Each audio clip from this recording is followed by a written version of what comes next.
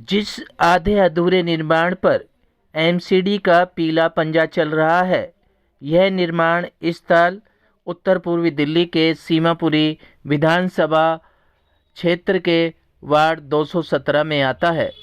इस निर्माण स्थल के मालिक प्रमुख समाज सेवी डॉक्टर नीरज गुप्ता हैं, जो इस निर्माण स्थल को अपनी प्रॉपर्टी बता रहे हैं। ऐसा हम नहीं कह रहे, बल्कि डॉक्टर नीरज गुप्ता समय बता रहे हैं। डॉक्टर नीरज गुप्ता अपनी company Shri Hans developers and construction private limited का निर्माण करवा रहे हैं। इस निर्माण पर एमसीडी का पीला पंजा चला तो इसका आरोप डॉक्टर नीरज गुप्ता क्षेत्रीय निगम पार्षद आम आदमी पार्टी वार्ड 217 दिलसाद कॉलोनी की बहन प्रीति को बता रहे हैं। डॉक्टर नीरज गुप्ता ने निगम पार्षद बहन प्रीति पर यह आरोप लगाया है कि वह एक मोटी रकम रिश्वत के तौर पर इस निर्माणाधीन इमारत को बनाने के लिए मांग रही हैं। रिश्वत न देने पर एमसीडी का पीला पंजा इस निर्माणरत भवन पर चलाया गया है और इसके अलावा डॉक्टर नीरज गुप्ता एमसीडी अधिकारियों पर भी आरोप लगा रहे हैं। इस मामले में पार्षद बहन प्रीति ने मीडिया के सामने अपना पक्ष रखा और डॉक्टर नीरज गुप्ता के आरोपों को निराधार बताया।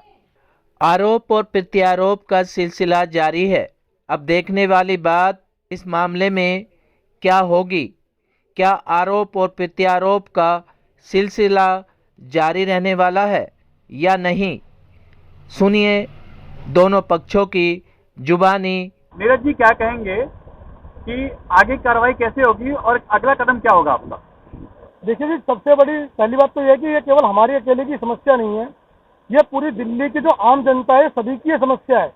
क्योंकि सभी को मालूम है कि 70 से लेकर 80% तक दिल्ली अनऑथराइज्ड है, लेकिन अनऑथराइज्ड होने के बावजूद भी वहाँ पे प्लॉट की रजिस्ट्री होती है, स्टैम्प ड्यूटी ली जाती है, एक रेट सेट किया हुआ है कि इतने रुपए गज के हिसाब से स्टैम्प ड्यूटी पे करनी पड़ेगी यूजर को। जब आप स्टैम्प ड्यूटी लेकर रजिस्ट्री कर सकते हैं तो आप वहाँ का नक्शा क्यों नहीं पास कर सकते? आप अगर चाहें तो भाई 7% या 5% जो आप स्टैम्प ड्यूटी लेते हैं उस पर 2-3% एक्स्ट्रा बढ़ा दें, या नक्शे का अलग से एक चार्ज रख दें, भैया इतने % चार्ज है, ये आप सरकारी फीस जमा कराओ, आपका नक्शा पास हो जाएगा। आप नक्शा पास नहीं करते, जिसकी वजह से जो नगर निगम के अंदर अधिकारी लोग हैं उन्हें भ्रष्टाचार करने का बहुत बड़ा मौका मिलता है। नक्शा पास होगा नहीं, एंड यूजर जो व्यक्ति है जिसने जमीन खरीदी है, जब भी वो अपना मकान दुकान अपनी जब भी प्रॉपर्टी पे कंस्ट्रक्शन करता है उस पर फौरन नोटिस आ जाएगा जी, तोड़ने का नोटिस है जी। क्यों? क्योंकि आपने नक्शा पास नहीं कराया। नक्शे के लिए अगला जाता है, कहते हैं यहाँ का नक्शा ही नहीं पास होता।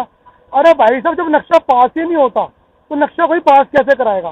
फिर वो सेटिंग शुरू करते हैं, इतने इतने पैसे दे दो जी, इतने रुपए पर फ्लोर के हिसाब से दे दो जी। पैसा लेते हैं, बिल्डिंग बन जाती है। जो पैसा नहीं देता उसका ये हाल होता है। देखो पीछे, अब आप पीछे देख रहे हैं, ये अच्छा आपको बिल्डिंग दिख रही है कहीं से? ये केवल नींव डाली गई है, थोड़ी सी एक दीवार, क्योंकि पैसा नहीं दिया गया। हमने सेटिंग से मना कर दिया, हमारा नक्शे के लिए कार्रवाई चल रही है, हम कोर्ट भी गए, हमने अपनी साइड से पूरी कार्रवाई करी, उसके बावजूद भी ये केवल क्यों हुई कार्रवाई हमें नहीं मालूम, लेकिन एक पूरी इतने त्वरित तरीके से जो कार्रवाई हुई, हम इसके लिए पूरे हम ऊपर से ऊपर तक हम पूरी कानूनी लड़ाई लड़ेंगे। और खाली अपनी नहीं, हम पूरी दिल्ली के वासियों की कानूनी लड़ाई लड़ेंगे और सभी क्षेत्र के पूरे दिल्ली वासियों का हमें साथ किएगा, आशीर्वाद किएगा इस लड़ाई के लिए, क्योंकि हमारे अकेले की लड़ाई नहीं है। और एक मैं आपके सामने और वादा कर रहा हूँ, जब तक दिल्ली का अनऑथराइज्ड कॉलोनियों का पूरों का नक्शा पास नहीं होगा, इस बिल्डिंग का हम आगे कंस्ट्रक्शन नहीं कराएंगे। ये आप सबके सामने प्रॉमिस कर रहा हूँ। और हम इसके लिए पूरी कानूनी लड़ाई लड़ने के लिए तैयार हैं, हमें ऊपर कहीं तक भी जाना पड़े। कि कौन लोग हैं जो पैसे की डिमांड कर रहे हैं, क्या डिमांड कर रहे हैं? देखिए, मैं क्योंकि यहाँ पे कंस्ट्रक्शन में मैं यहाँ नहीं आता, डायरेक्ट इन्वॉल्व नहीं होता, हमारी टीम है जो देखती है। मैं डायरेक्ट किसी से भी नहीं मिला, ना कोई डायरेक्ट मुझसे मिला। सभी जो भी डिमांड्स होती हैं, क्योंकि मैं यहाँ प्रॉपर्टी पे नहीं रहता, मैं दूसरी जगह ऑफिस बैठता हूँ, तो यहाँ जो लोग रहते हैं उनसे ही सारी चीज़ों की बातचीत होती है। जो लोग डिमांड करते हैं सभी का नाम प्रवीण जी अभी आपके सामने सारी चीज़ें बताएंगे और सब चीज़ों के हमारे पास प्रूफ भी हैं। अगर उन पर कोई प्रूफ है कि उन्होंने पैसा नहीं मांगा तो वो साबित करें। सबसे बड़ा प्रूफ ये है कि यहाँ पे आप ये देख रहे हो टूटा हुआ, और इसी क्षेत्र के अंदर 50 जगह बिल्डिंगें बन रही है, कहीं तोड़फोड़ नहीं है। सबसे बड़ा प्रूफ यही है कि पैसा मांगा गया है। सर, निगम पार्षद का आरोप ये भी लगाया आप पे जी, कि हमने कुछ पैसा नहीं मांगा उनसे, ना अगर मांगता कि ये खुद आते हमारे पास, जैसे कुछ नहीं। उन्होंने बुलाया भी है, उनसे मिलके भी आए हैं, वो सारे हमारे पास में प्रूफ है, और उन्होंने अपने आदमी भी भेजे हैं। पैसे की बात करें, कब की ये डील हुई थी, कब पैसा मांगे, क्या बीच बीच में आपको परेशान किया जाता था और किसके द्वारा पैसे की डिमांड की गई है? देखिए जी, मैं बताता हूँ, लगभग 6 महीने से पैसे की डिमांड चल रही थी हमारे साथ। तो पिछले जो है निगम पार्षद थे, इस कार्य को बंद हुए 1 साल के करीब हो चुका है। 1 साल पहले हुआ था जितना भी ये कार्य हुआ था। जब से नए निगम पार्षद आए, हमारे काम में अड़चने आनी शुरू हो गई, लोग आने शुरू हो गए, यहाँ पैसे की डिमांडें शुरू हो गई, नोटिस आने शुरू हो गए एमसीडी के द्वारा। हमने बात करी, हमने अपनी कागजी कार्रवाई शुरू करी। हमने अपनी कागजी कार्रवाई जैसे ही शुरू करी तो उनकी तरफ से कार्रवाई और ज़्यादा तेज हो गई। पैसे की डिमांड आई, हमने मना कर दिया कि हम ये सेटिंग वेटिंग, हम इस चीज़ में भरोसा नहीं करते, हम लीगल कागजी कार्रवाई से काम करते हैं, वो हमारी चल रही है। उसके लिए हमने स्टे वगैरह भी लिया, सब कुछ हमने करा, लेकिन उसके बावजूद भी हमारा जैसे स्टे खारिज हुआ, तुरंत ही ये कार्रवाई यहाँ पर आकर इस प्रकार की हो गई। हम इसके ऊपर अपील पे भी जा रहे हैं, आगे अपील पे भी जा रहे हैं, हाई कोर्ट में भी जाएंगे, सुप्रीम कोर्ट भी जाएंगे। जहाँ तक हमारे को कानूनी लड़ाई लड़नी होगी, हम लड़ेंगे इस लड़ाई। कितने की डिमांड की गई? ये डिमांड वगैरह मैं यहाँ पे आपको नहीं बोलूँगा, सब प्रवीण जी आपको बताएंगे सारी चीज़ें। एक बहुत बड़ा हैंडसम अमाउंट की डिमांड की गई थी, जो कि अगर छोटा भी होता शायद हम नहीं देते, लेकिन इतना बड़ा अमाउंट मांगा गया जो हमारी हैसियत से बाहर है, हम नहीं दे सकते। हमने मना करा तो हमारे ऊपर ये सारी कार्रवाइयाँ कर दी गई। उनका कहना है कि वो ना आपसे मिले, ना आपसे कोई कॉल पे बात हुई है, और कोई अगर आपके पास कॉल डिटेल है या बात करने का कोई जरिया है तो आप बताइए, प्रूफ करिए। ऐसा मेरे से नहीं मिले हैं, मैं भी कह रहा हूँ, मैं कभी उनसे नहीं मिला जीवन में, आज तक कभी नहीं मिला। मेरा उनसे कोई किसी प्रकार का द्वेष नहीं है, किसी प्रकार का कोई मेरा उनसे लेना देना नहीं है, क्योंकि हमारे पास भी एक टीम हमारा सारा काम देखती है, और उनके पास भी लोग होते हैं और ये सभी सबूत अभी आपको प्रवीण जी आपको यहाँ पे अभी सभी सबूत देंगे। एक आरोप और आप पर लगाया जा रहा है कि आपकी जो धर्मपत्नी है भारतीय जनता पार्टी से, क्योंकि भारतीय जनता पार्टी का नाम इस समय ईडी और सीबीआई के नाम से जाना जाता है। उन्होंने कहा कि जब तक भारतीय जनता पार्टी की ईडी और सीबीआई है, क्या इसी प्रकार से आरोप लगाते रहेंगे? बिल्कुल गलत बात है जी। ये पहली बात तो देखिए, निगम पार्षद मेरी धर्मपत्नी है, मैं उनके काम में बिल्कुल कभी भी हस्तक्षेप नहीं करता, वो अपना काम खुद देखते हैं, ये मेरे सभी क्षेत्रवासियों को पता है। हमने अपने क्षेत्र के अंदर एक चीज और कर रखी है, हमारे क्षेत्र में भी निर्माण हो रहे हैं, लोग घर बना रहे हैं, काम कर रहे हैं। हमने साफ मना करा है किसी को कोई एक पैसा नहीं देना, ना हमारे क्षेत्र में इस प्रकार की कोई कार्रवाई हो रही है। आप जाके देख लो, हमारे क्षेत्र की जनता से पूछ लो जाके आप, और उनके काम से या पार्टी से इस चीज का कोई लेना देना नहीं है। ये मेरा व्यक्तिगत मामला है, और ये क्योंकि कंपनी का मामला है और मैं उस कंपनी के अंदर एक पार्ट हूँ। मनोज सोनी जी भी उस कंपनी में डायरेक्टर हैं, तो क्योंकि कंपनी का मामला है, उसका पार्ट होने की वजह से मुझे यहाँ पे आगे आना पड़ रहा है। इसमें राजनीति का कोई लेना देना नहीं। इसलिए क्या है, 2001 में ये 3 पॉकेट डीडीए ने नोटिफिकेशन किए थे। एक पॉकेट जहाँ नेक्सा का शोरूम है, उससे आगे बीकानेर और जुल्फे बंगाल, इस एरिया को जुल्फे बंगाल बोलते हैं। इस एरिया को उन्होंने नोटिफाइड करके अपना 2001 में डीडीए ने इंडस्ट्रियल लैंड इसको अपना पास कर दिया। उसके बाद हम इसका नक्शा हमने पहले ही अप्लाई कर दिया था। तो हम अपना आदमी जाता रहता है, वहाँ सारी बातें होती हैं, पहले सारे पेपर डॉक्यूमेंट पूरे होंगे जब तो नक्शा पास होगा। उन्होंने कहा जी इसका नक्शा पास नहीं हो सकता, इसका लेआउट नहीं है। हमने उनको कहा, डीडीए को भी अप्रोच किया, हमने टाउन प्लानिंग को भी अप्रोच किया, हमने सब किया, हमने अपने नक्शे निकाले, जहाँ पर हमारी लैंड फॉल्स करती है वो नोटिफाइड हो रखा है। उसके लिए हमने इनके लिए रेगुलाइज के लिए प्लान डाले। इन्होंने बार बार हमें रिफ्यूज़ करते रहे कि जी ये अपना हमारा एमसीडी से हमारे इसमें छोटे छोटे पॉइंट लगाते रहे। पहला इनका पॉइंट था जी, ये रेगुलाइजेशन पहले अप्लाई करी 2022 में। हमारी बिल्डिंग ऑलरेडी बनी हुई थी कि site part does not provide information for adjoining property and abutting road, copy of approval layout showing the plant property in question to be submitted. इन्होंने ऐसे छोटे छोटे पॉइंट एफिडेविट जो सारे प्लान अप्रूव्ड कॉलोनी में लगते हैं, अनअप्रूव्ड कॉलोनी में लगते हैं, वो सारे एफिडेविट इन्होंने मांगे कि कंप्लीट ओनरशिप चेन दीजिए। हमने सारी इनको चेन दी, सारी चीज़ें दी। फिर इन्होंने मांगे कि जी करंट हाउस टैक्स, हमारा हाउस टैक्स आ रहा है, हमारे सर्टिफिकेट मांगे, सेस अमाउंट मांगे, फोटोग्राफ मांगे। वो सब चीज़ें हमने इनकी फाइल्स में दोबारा दो बारी 3 बारी हम देते रहे। फिर हमने अपनी अपील लगाई। ये इन्होंने हमें 16/6 में एक नोटिस और भेजा। जैसे ही हमें ये पता चला कि भाई ये हमें मैं एज एन आर्किटेक्ट हमें सब क्लाइंट को बाइलाज बताने होते हैं, इतना रोड छोड़ना है, इतना सेटबैक छोड़ना है, इतना फायर टेंडर के लिए छोड़ना है, इतना सारी चीज़ें छोड़नी पड़ती हैं, हमें बाइलाज के बारे में पता है। तो हमने कह दिया कि इसका नक्शा वैसे तो नहीं पास हो रहा, इसको रेगुलाइज होगा। ऑलरेडी हमारे 3 कमरे 4 कमरे बने हुए थे, हमारा शेड बना हुआ था, ऑलरेडी शेड बना हुआ था। बल्कि यहाँ तक है कि 2001 से जितना ये एरिया डेवलप हुआ है तीनों पॉकेट का, और जो हमारी पॉकेट में हमारा तो नोटिफाइड एरिया में आ रहा है, हमारी प्रॉपर्टी नोटिफाइड एरिया में फॉल्स कर रही है। अदरवाइज जो प्रॉपर्टीज अमर ज्योति में, ये डिस्ट्रिक्ट सेंटर में जो फॉल्स भी नहीं कर रही, वहाँ तक नक्शा बना हुआ है। कलेंदर कॉलोनी पूरी फ्रंट पे सारा का सारा वो सारा नोटिफाइड बना हुआ है, उसको कोई नहीं देखता कि जी क्या है क्या नहीं है। हमने उसके लिए उनसे टाइम मांगा, हमने कहा हमें अपने पेपर इकट्ठे करने के लिए 6 महीने का टाइम दीजिए। हमने डीडीए को अप्रोच किया, हमने टाउन प्लानिंग डिपार्टमेंट को अप्रोच किया कि जी क्या ये है, तो उन्होंने डीआईडीसी के लिए कहा, और उन्होंने ये कहा कि आप अपनी सोसाइटी बना के आ जाइए, आप एक अपनी सोसाइटी बना के आप आ जाइए और आप अपना नक्शा डालिए, लेआउट हम पास करते हैं और आप अपना बिल्डिंग प्लान सैंक्शन करा लीजिए।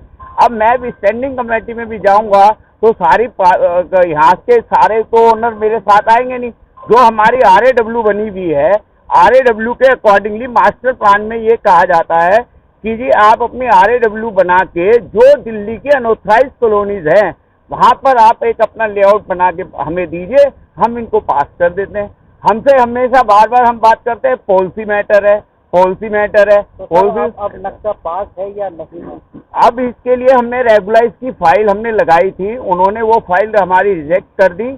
अब हमने दोबारा और उस पे फाइल में जो पेपर की कमी थी वो पेपर की पूरी प्रक्रिया पूरी कर ली, और उसके बाद हम फिर दोबारा उनको अप्लाई कर रहे हैं, सारी चीज़ों के लिए अप्लाई कर रहे हैं। अब मेरे को भी आगे जो करने में, पेपर इकट्ठे करने में, जो इस एरिया को डेवलप करने में जो इसको डीडीए ने नोटिफाइड किया है, डीडीए से कुछ डॉक्यूमेंट मेरे को भी इकट्ठे करने के लिए वो मैंने तो उनको कहा भी कि जी मेरी फाइल आप डीडीए भेजिए, मेरी फाइल टाउन प्लानिंग डिपार्टमेंट में भेजिए। मैं तो वर्बली उन्हें बोला भी। अब प्रॉपर्टी के बाहर बोर्ड लगा हुआ है कि धारा 336 के तहत स्वीकृत है। हाँ, स्वीकृत नक्शा जो धारा उसके स्वीकृत है, खाली वो हर प्रॉपर्टी के बाहर एक बोर्ड लगाया जाता है। हमने उसके लिए भी हमने अपनी एप्लीकेशन उसमें डाल रखी थी, अप्लाई किया हुआ था। अप्लाई करने में हम उस पर जब अप्लाई कर दिया तो उन्होंने कहा जी इसका नक्शा पास नहीं हो सकता, तो फिर भी हम उस आईडी के लिए करते गए। आज हम उसको हमें ये वो करें, हम उसका पैसा जमा करा देंगे। जितना रिवेन्यू इस एमसीडी को इस प्रॉपर्टी से मिलना है, जितना टैक्स एमसीडी को इससे रिवेन्यू मिलना है, वो रिवेन्यू तो इससे मिलता ना। तो हमने क्लाइंट को पहले कह दिया कि आप रोक दीजिए, आप क्लाइंट को इसको हमने कह दिया कि जी आप रोक दीजिए, हम इसका नक्शा पूरा करा के रैक पैक करके और सब चीज़ें करेंगे। इतनी जानकारी आप दे रहे हैं, आपका परिचय? मैं architect Bharat Bhushan, empanel architect MCD. पैसा दिया जाता है तो सारी चीज़ें होती हैं। कोई ऐसा नहीं है कि हम लोग काम नहीं कर रहे। मैं 25 साल से प्रैक्टिसिंग आर्किटेक्ट हूँ और मैं अपने क्लाइंट को अवेयर कराऊंगा कि जी हमारी सारी प्रॉपर्टीज। एक सवाल आपने, जैसे आप बता रहे हैं कि आप इंटरनल भी है, 25 साल से आपका एक्सपीरियंस भी है, नगर निगम का एक्सपीरियंस यही है क्या कि केवल पैसा जाएगा तभी नक्शा पास होगा? नहीं तो बिल्कुल बिल्कुल बिल्कुल बिल्कुल बिल्कुल जी, ये आपकी प्रैक्टिस के अकॉर्डिंगली साफ साफ बात है। बिल्कुल है जी। जो देखिए, ऐसा कहना एकदम चैनल पे कहना, सारी चीजें कहना, मेरे जैसे और भी 1500 भाई आप कह रहे हैं इसलिए आप कह रहे हैं तो एक प्रैक्टिस है। जैसे एक चार्टेड अकाउंटेंट की प्रैक्टिस है, ऐसी हमारी प्रैक्टिस है। सब चार्टेड अकाउंटेंट की भी प्रैक्टिस करनी पड़ती है, थोड़ी सी करनी पड़ती है। ये तो आप मानेंगे, इसमें तो कोई दो राय नहीं है। मेरा नाम प्रवीण है। मैं इस कंस्ट्रक्शन को जब से शुरू हुई है तब से ही देख रहा हूँ, और ये कंस्ट्रक्शन लगभग पिछले 7-8 महीने से बंद हो रखी है, और इस कंस्ट्रक्शन को शुरू से एंड तक अभी तक मैं ही देख रहा हूँ। और जो भी चीज़ें यहाँ पर हुई हैं वो मेरे ही मद्देनजर में। तो आज प्रेस कॉन्फ्रेंस आपने बुलाई है, किस मुद्दे को? प्रेस कॉन्फ्रेंस इसलिए बुलाई गई है कि आप लोग जैसा कि जानते हैं कि यह कल यहाँ पर एमसीडी का बुलडोज़र चला है, और बुलडोज़र चलने का कारण एक ही रहा है, क्योंकि जो ये बिल्डिंग बन रही है इसके साथ कम से कम नहीं तो यहाँ पे 20-25 बिल्डिंगें और बन रही हैं। एक एमसीडी का कम्युनिटी सेंटर, उसके सामने भी एक 3000 गज की जगह बन रही है। जस्ट एक हमारे सामने भी बन रही है। एक इससे आप थोड़ा पीछे जाइए, वो भी 2-2 हजार गज की साइडें बन रही हैं। अगर उन साइडों पे कोई भी इस तरह की कार्रवाई नहीं हुई है, जिस तरह का कल यहाँ बुलडोजर चला है, तो इसका मतलब इसके पीछे प्रेस बुलाने का यही सबसे बड़ा कारण है कि यहाँ पर क्यों बुलडोजर चला। क्या लग रहा है कि कितने की डिमांड की गई थी और किसके द्वारा की? देखिए, डिमांड तो मेरे पास बहुत लोग आए, हर लगभग, जैसा कि प्रीति जी, बहन प्रीति जी के बारे में पहले भी सब ये चीज़ें चर्चा में रहती हैं, निगम पार्षदों के बारे में बोला जाता है। यहाँ पे लगभग 3 या 4 जेई मेरे पास उनका नाम लेके आए। सबसे पहले एक नागर जी जेई हुआ करते, वो स्पेशली यहाँ आए, हम लोगों से बात करके गए। बात करने के बाद उन्होंने जब गेट से बाहर निकलने लग गए तो उन्होंने हमसे बोला, एक बार आप बहन प्रीति जी से मिल लीजिए, अगर इसका आप निर्माण करना चाहते हैं तो आप पहले यहाँ के निगम पार्षद से मिलिए, उसके बाद ये चीज़ें। उसके बाद भी एक राकेश शर्मा जी जेई, कई जेई आए, जितने भी जेई बदले गए सब मेरे पास यहाँ पे आए। अभी मीणा जी भी आए मेरे पास। तो जो उनकी डिमांड थी वो हम लोग पूरी नहीं कर सकते थे। आपके पास प्रूफ क्या है? क्योंकि वो कह रहे हैं कि प्रूफ लाइए, और अगर ऐसा होता है तो मैं आपकी हर पनिशमेंट क्या मैं तैयार हूँ भुगतने के लिए। देखिए, आप इतने सारे मीडिया से इतने सारे लोग हैं, आप इस प्रूफ को खुद ही समझ लीजिए कि यहाँ पर अगर 25 निर्माण चल रहे हैं, उसमें से एक ही निर्माण कार्य पे अगर बुलडोजर चल रहा है जिसकी शुरुआत है अभी, तो इससे आप खुद समझ लीजिए ना। प्रूफ क्या वो दे सकते हैं कि उन्होंने ऐसा कुछ किसी को यहाँ पर नहीं भेजा मेरे पास? क्या वो ये प्रूफ दे सकती है उन्होंने किसी को यहाँ पे मेरे पास नहीं भेजा? मेरे पास भेजा होगा, डिमांड आई होगी, जब तो काम रुका है ये। अगर मैं उनकी डिमांड पूरी कर देता तो बात खत्म थी। फिर यहाँ पे भी जैसे कहीं बुलडोजर नहीं चल रहा, यहाँ भी नहीं चलता। कल एक निजी चैनल के इंटरव्यू में उन्होंने कहा है कि अगर कागजात पूरे हैं तो हमसे मिलें या फिर निगम से मिलें, क्योंकि कागजात कार्रवाई पूरी होती है तो निगम कुछ नहीं कर सकता, ना ही बुलडोजर कर सकता। बहुत अच्छी बात कही है उन्होंने, क्योंकि बहुत पढ़ी लिखी, मतलब 3 बार पहले भी निगम पार्षद रही हैं अन्य पार्टियों से। 2017 में वो चुनाव भी हारी है यहाँ से, तो बड़ी अच्छी बात कही है। उसके बाद उनके ही कार्यकाल में ये पूरी, आप कहीं भी अपना कैमरा घुमा लीजिए, सब अनऑथराइज काम चल रहे हैं। वो कैसे चल रहे थे सर? आपने कागजात तो किसी के भी पूरे नहीं हुए, वो निर्माण कैसे चल रहा है? 25 बिल्डिंगों की तो बात आपकी सर जो कह रहे हैं सही कह रहे हैं, लेकिन आपके पास क्या प्रूफ है? आप कंप्लेंट तो आप कर रहे हैं ना उनके खिलाफ, तो आपके पास क्या सबूत है कि उन्होंने डिमांड मांगी? नहीं, उनके पास क्या प्रूफ है? मैं तो आपसे बार बार पूछा हूँ, उनके पास क्या प्रूफ है कि उन्होंने नहीं मांगा? और फिर इसी निर्माण पर अगर बुलडोजर चला, इससे बड़ा प्रूफ क्या होगा कि जिस समय यहाँ पे बुलडोजर चल रहा था सामने ही लेंटर डल रहा था 1000 गज पे, वो क्यों नहीं, अगर टीम आई थी उसको वो क्यों नहीं दिखा? जब से वो इस यहाँ पर निगम पार्षद चुने, सबसे ज्यादा निर्माण कार्य तब से हो रहे हैं। वो कैसे हो रहे हैं?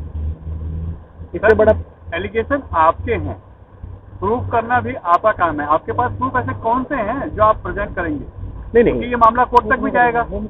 मैं वो चीजें, जब जो भी चीजें प्रूफ करनी होगी मैं कोर्ट में स्थापित कर दूंगा वो चीजें। यानी आप कोर्ट में प्रूफ बिल्कुल प्रूफ करेंगे, बिल्कुल प्रूफ करेंगे। सर, एक और बात, जब आपसे पैसे की डिमांड किसी ने की थी, क्यों पुलिस में सूचना क्यों नहीं दी?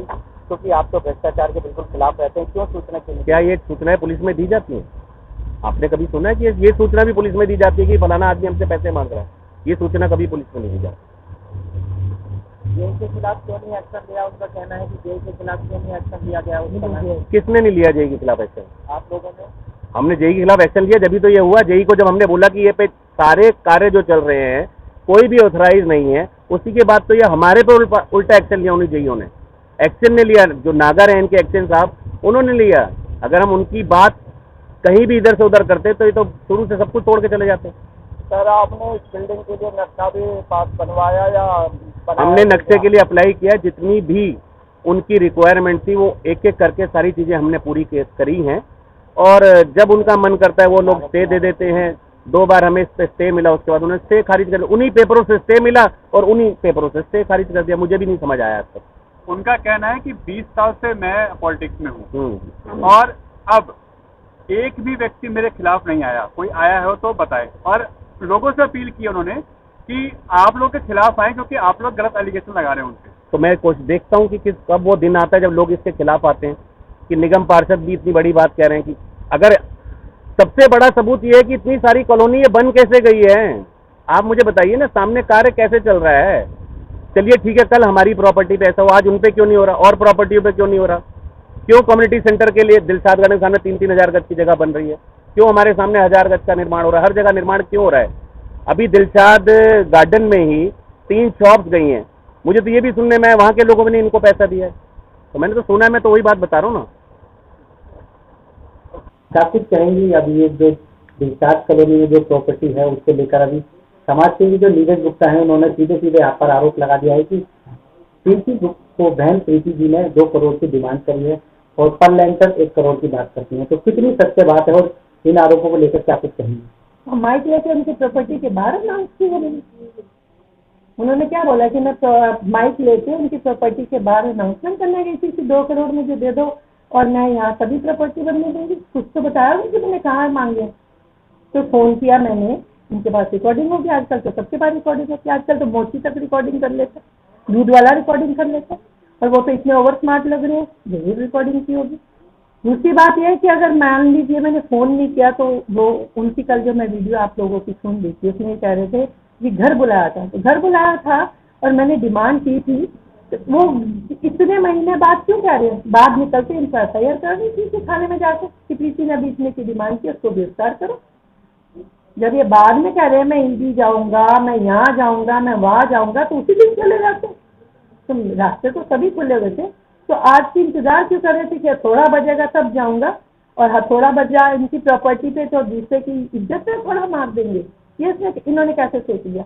मैं 20 साल मुझे हो जाएंगे काउंसलर बने हुए, मैं इतने साल से इतनी बड़ी कॉन्स्टिट्यूंसी में सबसे पहला मेरा जो टर्म था वो कस्तूरबा नगर से लेकर JNK तक था, अब मेरा जनरल हॉस्पिटल से सीमापुरी तक है। एक भी शख्स कभी निकल के आया हो कभी रिकॉर्ड में कि मैंने कभी किसी के साथ बोला हो कि बिल्डिंग का मुझे कुछ दो, या उन्होंने मुझे दिया हो, आप जो सा मर्जी लाके से एक बंदा मेरे सामने ले, कभी तो आया ही होगा। अगर मैं करप्ट हूँ तो कभी तो आया होगा, कोई तो बाहर निकला होगा कि बैंक इतनी डिमांड करती है, और अगर इतनी मैं डिमांड करती होती ना तो पहले 5 साल, फिर 5 साल, फिर 5 साल और फिर 5 साल, अब चौथी बार जीत के ना आती। मेरे लोग मुझे प्यार करते हैं और मैं उनके लिए अपनी जान तक देती हूँ। मैं सड़कों पे खड़ी हो जाती हूँ, मैं बुलडोजर के आगे भी खड़ी हो जाती हूँ उनको बचाने के लिए। ये तो मुझे मिले ही नहीं करने थे। एक दिन मुझे DC ऑफिस में ये शख्स मिले जो कल TV में आपकी उसमें वर्जन दे रहे थे। इन्होंने मुझे खुद बोला, मैं अभी काउंसलर्स को पहचानती नहीं हूँ, क्योंकि हाउस होता है तो मैं आगे बैठती हूँ और वहाँ से उठ के हम लोग सीधा बाहर आ जाते हैं, तो पीछे 250 लोग हैं, एकदम से पहचान में नहीं आते। पहले हम लोग क्यों क्लोज हो जाते थे, हमारी जोन की मीटिंग होती थी, हमारी कमेटियों की मीटिंग होती थी, हम सब मिलते थे तो हम लोग एक दूसरे को पहचानते थे। मैं चूंकि हर बार कोई ना कोई वहाँ पे चीज क्रिएट करती हूँ तो वो लोग मुझे पहचानते हैं, और ज़्यादातर उनके पुराने लोग हैं, वो मेरे नेचर को भी जानते हैं और मैं उनके नेचर को भी जानती हूँ। मेरा सबके साथ जितने भी मेयर BJP के रहे, जितने स्टैंडिंग कमेटी, जितने भी इनके लीडर है, मेरे सबके साथ बहुत अच्छी टीम हुई थी। आज भी है, आज भी हम जहाँ मिलते हैं, दुबे जी मिलते हैं, रामनारायण दुबे, आज भी कोली भर के मुझे मिलते हैं। और आप देखें कि कोई भी काउंसलर्स हैं बहुत अच्छी तरह मिलते हैं, उनको पता है कि मैं उनके साथ कैसे रही, मेरी वर्किंग क्या है। और सबसे बड़ी बात, मेरा एक पॉइंट आप बाइक ले लीजिएगा, मैं हाउस में कभी भी पार्टी पॉलिटिक्स नहीं करती हूँ, मैं पब्लिक के हित की बात करती हूँ। सबसे पहला पॉइंट ऑफ ऑर्डर मेरा होता है और उसमें मैं साफ साफ वो बात करती हूँ जो पब्लिक के हित में होती है। मैंने कभी पार्टी पॉलिटिक्स की नहीं, यही वजह है कि BJP के सारे कॉर्पोरेटर भी मेरा साथ देते हैं। उनको पता है कि ये पार्टी की बात नहीं करेगी, क्योंकि हम पहले पब्लिक के लिए आते हैं। ठीक है, आप पार्टी के साथ जुड़े हुए हैं, लेकिन हर पार्टी का अपना वो है। हम इनके बड़े लीडरों को, जिस दिन से मैं आई हूँ, मैं हम लोग किससे मिलते हैं, कोई मिलने के लिए तैयार ही नहीं, कोई मिलता ही नहीं, हमारी किसी से मुलाकात ही नहीं होती। सब बड़े बड़े शहरों में इलेक्शन में जाते हैं, तो हमारा मकसद है अपने क्षेत्र में काम करना। इतने बड़े क्षेत्र में ये कहाँ से आए, मैंने जब आपने कल वीडियो वायरल की तो मैंने पता किया, पता लगा गोंडा से आए हैं। ये मेरे इलाके से ही नहीं है, गोंडा से है, आके यहाँ प्रॉपर्टी बना रहे हैं। जब मैंने इंडस्ट्रियल एरिया में 1-2 लोगों से बात करके पूछा तो पता लगा कि प्रॉपर्टी की ये जगह का तो इनका केस चल रहा है हाई कोर्ट में। कोई मनीष गोयल करके हैं, उनके कुछ 10, 12, 15 कितने मेंबर हैं, उनकी ज्वाइंट में ये लैंड है, इनकी प्रॉपर्टी नहीं, इनके ऊपर केस भी चल रहा है इस प्रॉपर्टी को लेके। ये मुझे नहीं पता क्या डिस्प्यूट है, मैं कोर्ट से पेपर निकलवाने जा रही हूँ। मैंने नंबर भी मांगा वहाँ कि प्रॉपर्टी का क्या डिस्प्यूट है, कोर्ट में केस नंबर दे ताकि मैं उसकी पूरी असलियत निकाल सकूँ। अच्छा मैम, लगातार कहते हैं कि बार बार जेई आते हैं, इलेक्शन आते हैं, सिर्फ एक ही बात कहते हैं, प्रॉपर्टी जब ही बनेगी क्योंकि जो बहन प्रीति है उनसे मिलना पड़ेगा। तो इसका क्या नहीं, एक मिनट, अगर जेईई आके कहते हैं तो सामने बुला लेना चाहिए था। जेईई क्या भूत है? जब इनके पास आ सकते हैं तो मेरे तो स्टाफ में, मेरे तो डिपार्टमेंट से हैं, उसी टाइम कॉल करके मुझे बोले कि आपका जेईई आया। अगर आज ये इतना बड़ा, इतना चीख के बोल सकते हैं प्रीति करप्ट है, प्रीति ये है, प्रीति फलान है, प्रीति घूसखोर है, तो वो तब भी कर सकते हैं कि मैडम आपका जेईई आया, आपने पैसे मांग रही है आपके नाम से, करते ना फोन। एक बार भी किया इन्होंने।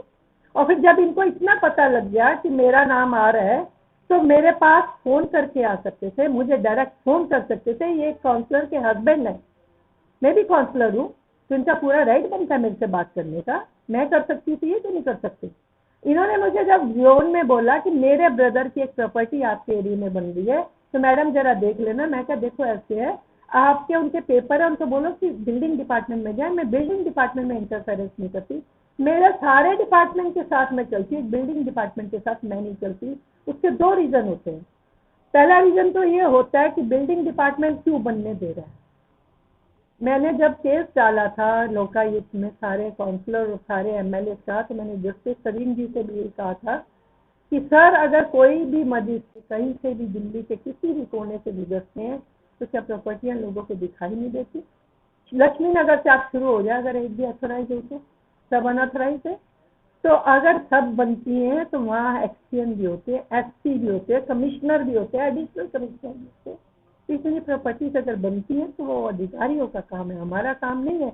हमारा काम तो आते चले जाते हैं। हमारी तो फीस 5 साल की होती है, तो 60 साल के लिए होते हैं यहाँ पर। और एक बार नहीं, कई कई बार ये उसी उन्हीं इलाकों में इनकी नियुक्तियाँ होती है। क्यों करते हैं? मैं तो सीधी सीधी बात करती हूँ, डिपार्टमेंट बंद क्यों नहीं कर देते? और बिल्कुल अगर ये स्टिक होकर लिख दे कि बिल्डिंग बनेगी तो आ जाके लोग हंगामा थोड़ी ना करेंगे। जिन्होंने आज बना लिए बिल्डिंग और शोर मचा दिया, पीसी ने मांगा, पीसी क्या खुदा लग गई? अगर पीसी ने आज इनसे मांगने थे तो पीसी तो पहले बहुत कुछ ले चुकी होती लोगों से। आप इलाके में ऐसा करिए, पहले डोंडी पीटते थे लोग, ढोल बजवाते थे। ढोल बजवा दीजिए कि 15 साल से जो कॉर्पोरेटर है उसने किस किस के पैसे लिए बाहर आ गए। आए ना बाहर लोग, बताएं। अगर मैंने पाप किया होगा तो मैं डरूंगी ना। उनका एक और आरोप है कि लगभग 4 साल पहले एक प्रॉपर्टी उनके पास आई थी, जब से जो उनका निर्माण कार्य था चल रहा था, लेकिन 1 साल से भी रुका हुआ है, क्योंकि उनको यही दबाव बना रहे थे कि धन प्रीति से मिले, और अब नहीं कुछ मिल पाया तो इस पर बुलडोजर चला है। देखिए, आप बार बार एक ही बात रिपीट कर रहे हैं, और मैं फिर से यही कहूंगी कि अगर जेईई आए थे तो मुझे फोन करते, जेईई को कान से पकड़ के घसीट के लाते, मेरे पास न लाते तो डिप्टी कमिश्नर के पास ले जाते, मुझे बुलाते, थाने ले जाते। 4 कदम पे इनके थाना है सीमापुरी, वहाँ ले जाते, मुझे भी बुलाते, वहाँ मैं भी बैठती, वहाँ सबके बीच में बोलते कि आपका जेई कह रहा है कि पीसी पैसे मांग रही है, तब होती बात। ऐसे क्या, ऐसे तो कुछ भी बोलते रहो। हमने मैम उनसे जब बात की कि आपके पास प्रूफ क्या है, आप कल क्या गए थे पीसी से मिलने, तो उन्होंने कहा जो भी मेरे पास प्रूफ है मैं सारे कोर्ट में पेश करूंगा और मेरे पास पर्याप्त प्रूफ हैं। तो ऐसे में क्या नहीं, कुछ नहीं ऐसे में। अगर कोर्ट में ही प्रूफ करेंगे तो फिर आपका टाइम वेस्ट करने के लिए क्यों बुलाया? सीधे कोर्ट जाए, कोर्ट जाके अपने प्रूफ लगाए, सिद्ध करें, बात खत्म। का हाथ कंगन को आरती क्या? उनका कहना ये भी है कि पीसी जी प्रूफ कर दे कि हम उनके पास नहीं गए। अरे मैं क्यों करूं, मुझे तो जरूरत ही नहीं है। वो करे ना, वो कह रहा है कि मैं आया, अच्छा चलो मैंने मान लिया, वो कह रहा है मैं आया, तो बाहर निकल के एफआईआर क्यों नहीं कराई? क्यों नहीं कराई एफआईआर? ये तो एक अनपढ़ गवार किसी अंधे को भी कहेंगे तो वो कहेगा जी अभी मैंने कोई डिमांड करी थी इसने बंदे ने, तो मैं तो जाके थाने जा रहा हूँ। क्यों जी? आप बताओ मुझे, आप भी चैनल के माध्यम से बनाया, आप आम पब्लिक के बीच में खड़े होकर बाइक ले, अगर आपको कोई हड़काएगा तो आप कहाँ जाएंगे? थाने। तो ये क्यों नहीं गए इतने महीने पहले जो मेरे पे एलिगेशन लगा रहे हैं? और दूसरी बात, मैं क्या इनके कान में बोलते हैं कि मेरे घर आ जाना? तो फोन ही तो किया होगा मैंने, तो फोन की कॉल दिखा दे मेरे पास तो किसी सिंपल आदमी की भी कॉल आती है, मैं कॉल बैक करती हूँ, उसमें लिखा नहीं आता कौन है। कभी कभी आती है कि ट्रू कॉलर में कि कौन है, कई बार हम नाम नहीं पहचान पाते, लेकिन हम कॉल, अगर मैंने मांग लिया इनकी बात ही अगर मैं एग्री करती हूँ कि डिमांड की, तो थाने में जाके रपट क्यों नहीं लिखवाई इन्होंने? आज जो ये कोर्ट और आपका मीडिया और चैनल ले लेके बड़े बड़ी आंकड़े हैं, ये तब इन्होंने मेरी एफआईआर क्यों नहीं कराई? करवा देते, मैं तो मना नहीं किया, मैंने तो किसी एक को नहीं बोला या मैं डरी हूँ कि ये मेरी एफआईआर ना करा दे और यहाँ बैठ के मांगूंगी मैं। मेरा ये खुला दरबार है। पहली बात तो अब मैं किसी को यहाँ मिलती नहीं, जो बहुत क्लोज होता है मैं उसी को मिलती हूँ। मैं सुबह ही चली जाती हूँ क्योंकि मेरा एरिया चेंज हो गया है। मैं सुबह वहाँ जाती हूँ, 9:30 10 के बीच में निकल जाती हूँ, मैं रात को आती हूँ, मेरा कोई टाइम नहीं है। घर मेरे कोई भी नहीं होता, क्योंकि मेरे 2 बच्चे, एक बच्चा मेरा खत्म हो गया, एक बच्चा मेरा बाहर है, मैं यहाँ अकेली ही रहती हूँ। अच्छा मैम, उन्होंने एक और सवाल उठाया कि जो इस तरीके की अनऑथराइज कॉलोनी होती है वहाँ अधिकतर कागज वर्क पूरा नहीं होता, ठीक है, तो जो उनकी प्रॉपर्टी है उनका भी कागज वर्क पूरा है, लेकिन जो अन्य जो उनके क्षेत्र में अलग अलग मकान बनने हैं, 3-3 गज की प्रॉपर्टियां बननी है, उन पर क्यों बुलडोजर नहीं चला, आखिर उन पर ही क्यों कार्रवाई हुई? एक बात बताए मुझे, अच्छा चलिए, अभी आपने 2 अलग अलग तरीके का वो पूछा मुझसे। पहला तो ये बोला कि पहले चल रही थी धड़ल्ले से, फिर बंद हो गई इतने महीने से, ये बोला ना।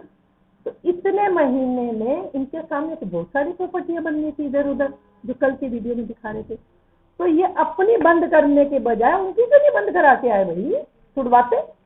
अगर ये इतने ही सच्चे हैं तो किसकी इंतजार कर रहे थे, किससे इन्होंने कोलैबोरेशन करना था, किससे इन्होंने टाई अप करना था? ये सारी इनके आमने सामने दिखाते फिर रहे थे, मीडिया वाले भी आपके जो गए थे, ये फलानी इतनी मंजिल बन गई, फलानी तो वही थे जो आपके पिता भी थे थाने में, इतनी मंजिल बन गई। तो आप ये सोचो कि जिन्होंने इतनी मंजिल उनको नहीं दिख रही थी, अगर इनकी नहीं बन रही थी तो खड़े हो जाते। मैं हूँ, मेरी अगर प्रॉपर्टी सील हुई थी तो मुझे दर्द उठा था, तो मैंने पूरी दिल्ली के सारे कॉर्पोरेटर और सारे एमएलए उसमें पार्टी बनाए थे, इनकी भी चेक करो। मैं अकेली ये भी खड़े हो जाते कि भाई मेरी बंदा कोई नहीं बनेगी इलाके में। जब इतना ऐसे ऐसे करके बोल रहे हैं तो इनको बोलना चाहिए था उसका। वो यही कह रहे हैं मैम कि अब हम पूरे इलाके के लेवल की पूरी दिल्ली की लड़ेंगे। अब ये जो मर्जी करे, पूरी दिल्ली की लड़े, पूरी इंडिया की लड़े, पूरे भारत की लड़े, जिसको भारत चेंज हो गया, अब ये कुछ भी करे। इन्होंने जो 5 महीने 6 महीने मेरे आए हुए, तो मुझे 8 महीने 7 महीने हो गए, उस बीच में अगर इनका बंद रहा तो ये इनके सामने बहुत बनी होंगी, क्यों नहीं बोल रही है? कहीं ना कहीं मेरी तो आगे ना पहले था ना अब मैं ना आगे होगा। अब मैं डिफेमेशन का केस करने जा रही हूँ, चैनल पे भी और इनके ऊपर भी, जो इन्होंने वाहियात मेरे लिए बातें कही हैं, वो उसके लिए आगे कोर्ट है, जस्टिस जो वो करेंगे, मैं उसके लिए तैयार हूँ। बाकी ये नहीं हो सकता कि एक शख्स मेरे 20 साल के कार्यकाल में ये बोल दे कि मैंने पैसे मांगे और बाकी पूरा मेरा एरिया चुप बैठा रहे और वो कहे जी हमने दिए थे। आए ना भारती, आए प्रूफ करे मुझे, ऐसे नहीं है। मैं बहुत सच के साथ चलने वाली औरत हूँ। मैं अगर आप लोगों के बीच में आज बात कर रही तो मैं डर के बात नहीं कर रही कि वो क्या बोल रहा है क्या नहीं, वो उनकी सोच है वो क्या बोल रहा है। लेकिन मेरे 3 पॉइंट आपके चैनल के माध्यम से हैं कि अगर आप सच में किसी का वर्जन लेने आए हैं तो पहला पॉइंट ये कि उनका कोई अगर शख्स मेरे पास आया था, मैंने डिमांड की थी तो वो उसने FIR मेरी क्यों नहीं कराई, मुझे उसी समय क्यों नहीं उसने जेल में भिजवाया। दूसरी बात, अगर कोई जेई कोई भी अधिकारी उनसे वो बार बार, जैसे आपने 2 बार रिपीट किया कि वो आते थे, तो वो उनको लेकर थाने जाते और मुझे भी वहाँ बुलाते, आमने सामने बात होती और कमिश्नर साहब के पास भी लेके जाते रास्ते। तो अब अगर वो सुना रहे हैं मैं इसके पास जाऊंगा, तो रास्ते तो तब भी खुले हुए थे, ठीक है ना। और तीसरी बात ये प्रॉपर्टी मेरे सामने नहीं बनी, ये बाद में बनी है, मुझे इससे कोई मतलब नहीं कि बनी। मैंने उनसे तब बोला था ये वर्ड जो आपने मुझे बोला कि मैं बनने नहीं दूंगी, मैंने तब बोला था जब मेरे पे इन्होंने एलिगेशन, ब्लैकमेलर जो होते हैं एरिया में कुछ आप भी जानते हो सबको, उनके थ्रू जब ये मुझे मैसेज भेजना शुरू किया कि यहाँ डिमांड आ रही है, तब मैंने बोला था अगर डिमांड आ रही है तो अब ये बनेगी नहीं, बनेगी तो इसका मतलब डिमांड पूरी हुई है तभी बनेगी ना। जब इनका शब्द है कि मेरे से डिमांड आ रही है, अब कैसे बना लोगे आप? फिर डिमांड आने के बाद अगर आप बना रहे हो तो इसका मतलब डिमांड पूरी होगी ना सामने वाले की, तभी तो आप बनाओगे। अब बना लो, अब बनाओ। डिमांड तो जो डिमांड है करता है वो तो हमेशा ही करता होगा ना, फिर इसकी तो फितरत में होगी डिमांड, तो बिना डिमांड की तो प्रॉपर्टी नहीं बन सकती।